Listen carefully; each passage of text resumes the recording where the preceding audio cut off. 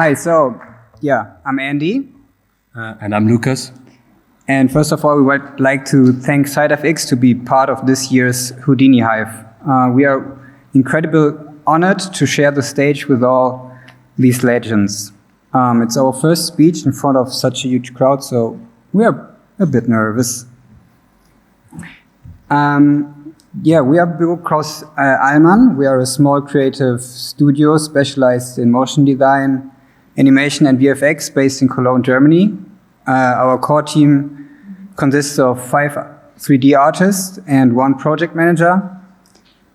And we can handle like a full production pipeline at our studio from the concept phase until the finalization of a project. But we also collaborate quite often with other larger motion design studios. To get a better impression of our work, here's our latest showreel.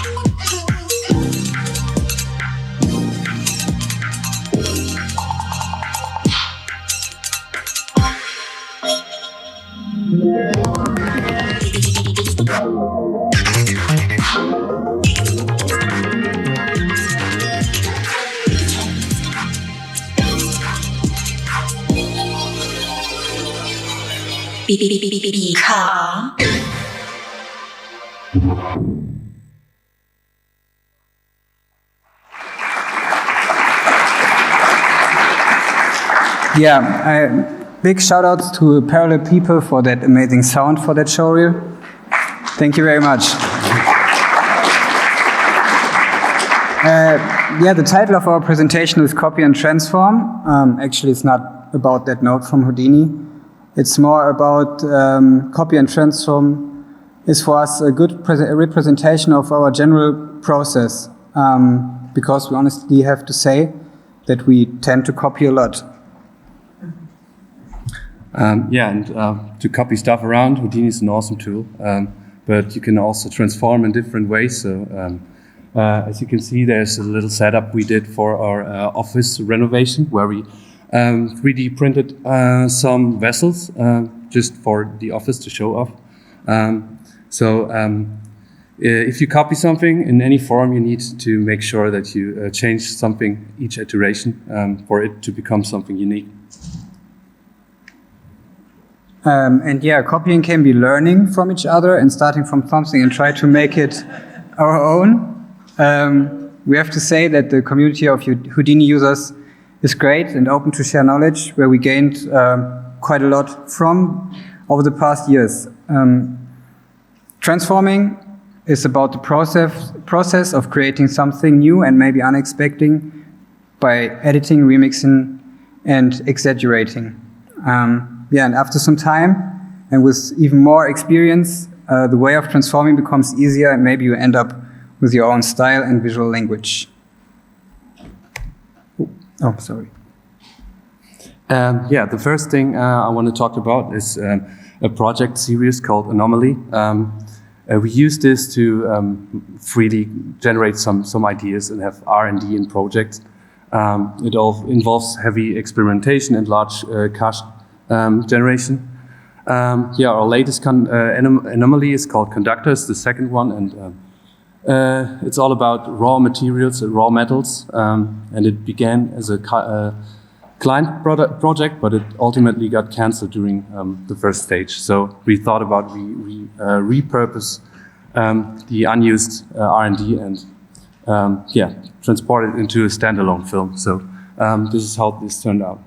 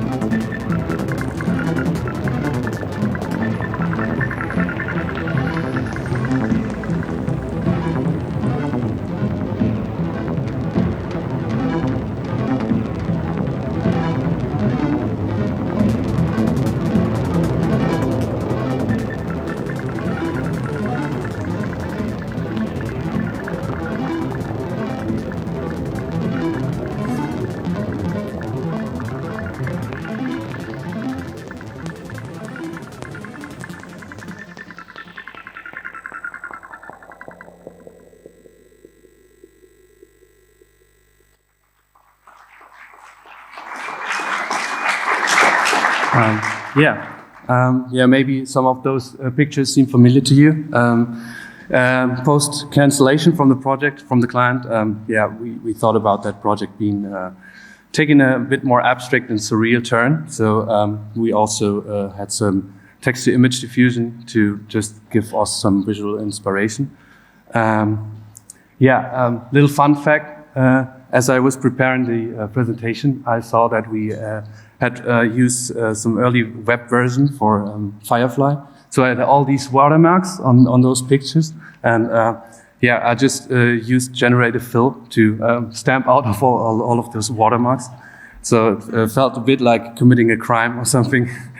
So in this particular case, we first copied ourselves by repurposing the client project, and then also copied from an AI, which is trained to copy and learn from other images and data sets. So the first setup I want to quickly jump through is this origami style soda can deformation. And it's heavily inspired by the amazing work from an artist called Noah Deleda. He sculpts soda cans using only his hands and his fingernails, and we thought it would be great to see this kind of effect animated. So we recreated it in Houdini. So, and if this wasn't enough of copying, we just used that 3D model out of a library from a common software, formerly known as Content Browser. Maybe some of you guys are familiar with that. Let's actually start transform a bit. We started off by isolating the mid part of the container and created the second one with low poly version, which we then subdivided with some dual subdivisions to give this kind of honeycomb style tessellation. Then we triangulated it again to get more like it's folded out of paper. We animated some primitive attribute called mask that ripples through from top to bottom. Then we created a high dense mesh from the low poly one, and again promoted some attribute and transferred back to the high res mesh. Then we had that beginning state and the last state, so we used the ray project to get our start position from the simulation. And then we utilized the attribute mask to blend between those two geometries with a pop-up. As you can see, it got some decent result already, but it's lacking tactility in a sense, so we fed it into our beloved vellum. Here you can see all those layers that went into the solver. We used shape match constraints for the stiffer parts, like the lid and the bottom of the can. And we also had like some softer cloth in the mid section. And also we had some glue constraints as well as some stitch constraints to bind everything together. So and then we imported the animated geometry we saw earlier via a vellum rest blend, and that way the constraints get updated during simulation. And we also had some pop wind for some more turbulence. And that's how the results are from that one. It's almost there, but it's all about the details. So we thought about it would be cool, like if that effect would be triggered, like cracking the can open. So we just animated some keyframes and then point deformed it onto the simulated mesh. So and that is the final version that went to render then. The next thing I want to talk about is the coin reveal. We had this idea of a Victorian style BKA branded coin, which is emerged from metal. So that's what we did. That's how it turned out. And I think we are all guilty of this. This is what nearly every project of us looks like. We have very distinct ideas that we try to match with references. So can see where we came from. And since we're not the most talented illustrators, we started off by using text-to-image diffusion to generate some illustration for coin design. Then we fed it to some subsampler to get some height map information from the images that we then combined with some graphic assets inside of Houdini's height field. This setup is pretty straightforward. We're just stacking everything together and layering it, and everything comes down to one erode node just to give it more like a worn out feeling for the end of the coin. We also used the trace node to get us some curves from the final coin design, which we then used to build some volume velocities to push the animation along the contour of the coin's design. Then we carved out some bits of the curves and converted it to VDBs and used it as an emitter for a mask advection. There we also used our volume velocity to and a VDB advect in the subsolver and accumulated the mask over time to get this basic turbulent mask expansion, so to speak. We then used that as a source in a 2D pyro simulation to have more like an organic flow around those typography and the profile of the face. There we also utilized those volume velocities as well. So we used both of those masks to reveal our final coin design. Also, again with a vellum layer, height field layer. And then, we baked the final animation to displacement maps using COPs, and we also had some second mask layer to have some wiggle room in rendering later to have some grime in the cavities of the coin and stuff. So, but that's pretty much the end of this thing. I'll hand it over to Andy again.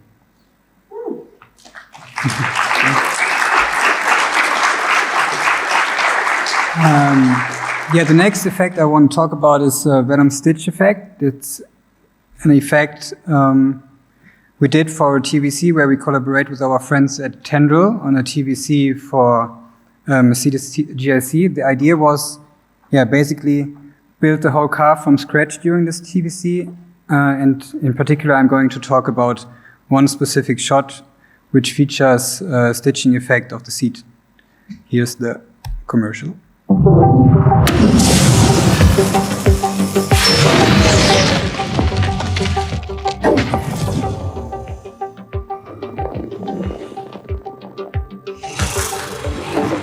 With artificial intelligence, groundbreaking transparent hood technology, and intuitive design inside and out, this is the all-new GLC, completely reimagined.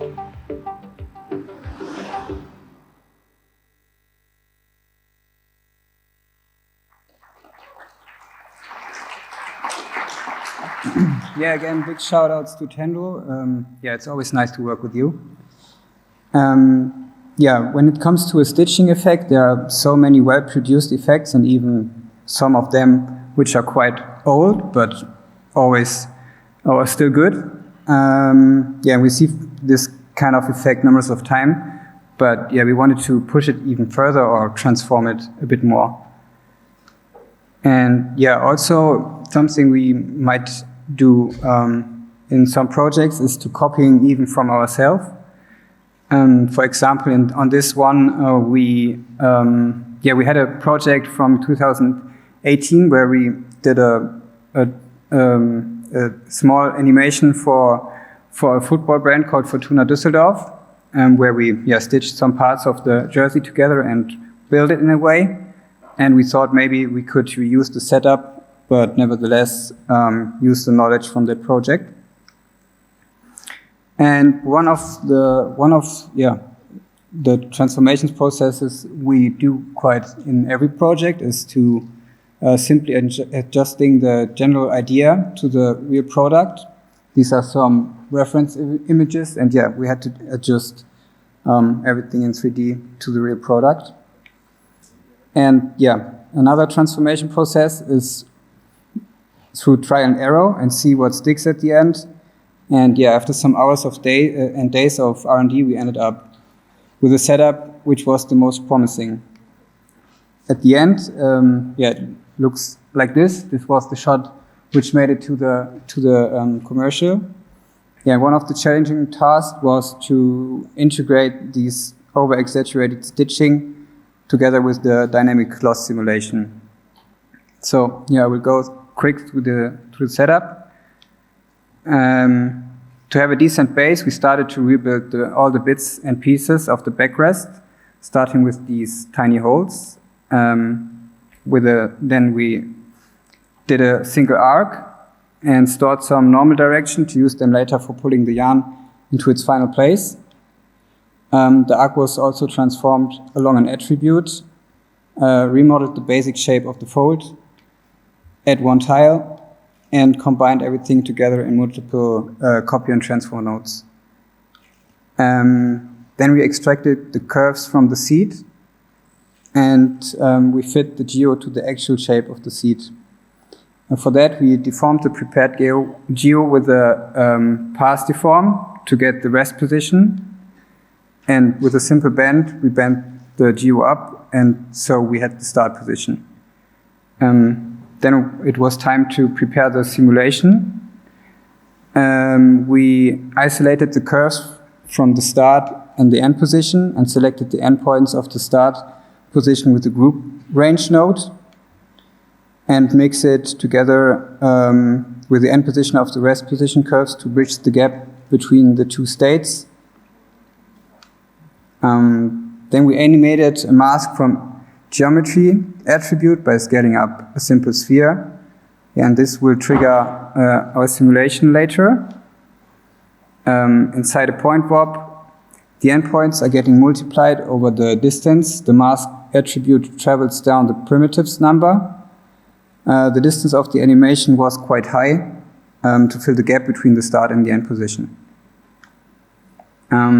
For our cloth simulation, we also used the attribute from mask to blend between the start and the end position of the cloth and set up our vellum constraints. One is for the cloth, the first one. The second one is for the curves. We use the vellum hair constraint, and the third one is a vellum attached to geometry where we blend the two states together, which all leads into vellum solver. But let's have a look inside the constraints. The vellum hair constraint, the endpoints of the curve getting pulled down by a point group inside the pin to animation tab. Inside the attached to geometry constraints, we defined the start and the end position. And with the help of the constraint properties node, we imported the mask attribute to update the rest scale of the attached to geo constraints. This is quite similar to the setup of the can deformation. And this basically means that the cloth is being pulled into its rest position as soon as the mask runs through. And the yellow lines are just a representation of the attached to geometry constraints. Now the work is nearly done, but we wanted to tweak it a bit more. For example, we don't want to see the holes in the end, these tiny holes. So we used a point deform to copy the geo onto the sim. That was all done post-sim, so you don't have to actually sim both. Instead of the stitching just being pulled tight, we also wanted to have them animated as if the yarn runs through the ladder. The carving gets animated with some expressions and ramps inside the carve node. And for some extra little details, we had another attribute for the stitch impact to get a more exaggerated stitch impact feeling on that one. Yeah, and that was it for for the animation, everything is merged together with the final seed geometry. Yeah, and that was ready for render. And now I want to go through another setup. This is all about fluid simulations. For that one, we had the chance to work on a food project for a brand called Maxi Nutrition. They do all kind of supplements. And they asked us to create an animation for their new protein waffle bar. Yeah, and let's see how that looks.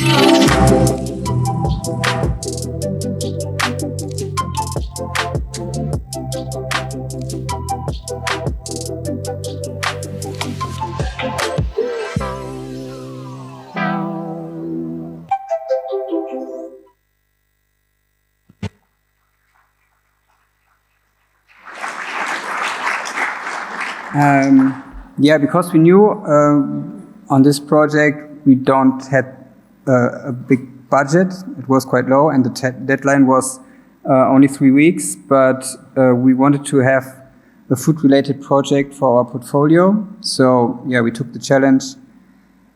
But we had to find good references which we could use as a base and could share with the client and see how they react to it. We also made a simple and pretty cheap 3D scan setup and used our own cam. It worked quite good, but yeah, it still needed some extra transformation and tweaks in 3D.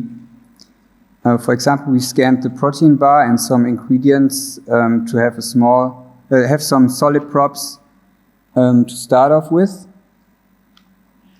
Yeah, that's the animation, or the final animation. I'm going to show you the setup. Yeah, we wanted to have this well-pronounced layer of chocolate spread and combine it with some little hazelnut chunks. For that, we set up the emitter and added a viscosity attribute to get a more varied behavior of the fluid, and also used the attribute to accentuate the layers of the spread later. Inside the solver, we did some tweaks. For example, turned on the add ID attribute to get a steady point number over the time. That was necessary for us to add UVs afterwards, and yeah, to copy the chunks on the same later. For that, we turned off the recede particles because that would change the point number over time, and we turned on the viscosity button and imported the viscosity attribute which we created before. Yeah, like I said, we wanted to have some UVs. We cached out the ZIM and projected the UVs on a frame where the texture should look even, and copied it back on the actual simulation. Yeah, then we meshed it all together with a simple VDB workflow. But like I said, we wanted to have these layers more visible. To do so, we isolated the different viscosity ranges with an attribute bangle, which selects the points of the different viscosities, and yeah, meshed them separately to get that more pronounced layering. To add these little chunks on top of it, we selected the surface points with some wax coding that measures the surface distance. Then a group range node eliminates the remaining point to a small percentage, and we copied some geo randomly onto the points. For a better integration of the chunks, we did some further VDB meshing to bevel out the edges of the spread around the chunks. That was good. That was a good way to add some extra details to the simulation without even simulating them. Yeah, and that's the final simulation. As a final tweak, we transferred all the attributes to the final limb. For example, the UVs, the viscosity attribute, and some velocities to play around in the rendering. Yeah, and that's it. Feel free to copy our work by downloading even some of our scenes, if you like. And Yeah. Yeah, feel free to chat and ask questions.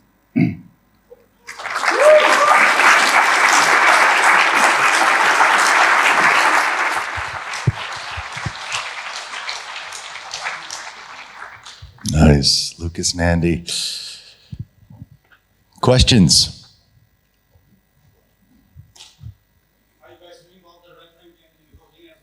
Are we doing all the rendering in Houdini as well? No, sometimes we do, but yeah, we are a small team and we also work in Cinema 4D, so we tend to export most of the time to Alembic and then render in Redshift inside of C4D. But yeah, we love to just stick to rendering and also in Houdini, but yeah, sometimes that's the better way to do it internally. Yeah, if that answers the question. Any other questions? Going once, going twice. Nice presentation, guys. Excellent work.